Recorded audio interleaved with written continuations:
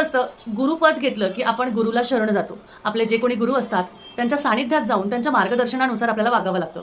त्यामध्ये त्यांची जी शिकवण आहे त्याप्रमाणे आपल्याला चालावं लागतं. प्रामाणिकपणा, सचोटी ह्या गोष्टी खूप महत्त्वाच्या आहेत. त्याचबरोबर सातत्याने त्यांची सेवा करणे, लोकांची सेवा करणे हे महत्त्वाचं आहे. बरं, जेव्हा आपले गुरु आपल्याला सांगतात की दुसऱ्यांची सेवा करा आणि त्याचबरोबर जर आपण एखाद्याची हत्या करून त्याचं भक्षण आपण करणार असेल तर ते गुरूंना चालत नाही.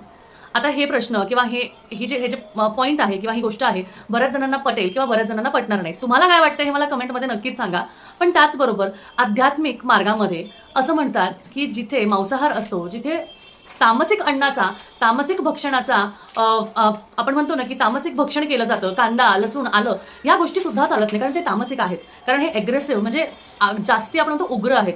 म्हणून उग्र गोष्टींचा वापर करू नये. त्याने माणसामध्ये उग्रता, ॲग्रेसिव्हनेस येते. आणि त्याचमुळे गुरुपद घेतल्यावर आपल्याला शांततेत राहायचं असतं. शांततेत आपल्याला मार्गदर्शनाखाली आपल्याला जगायचं असतं आणि आपलं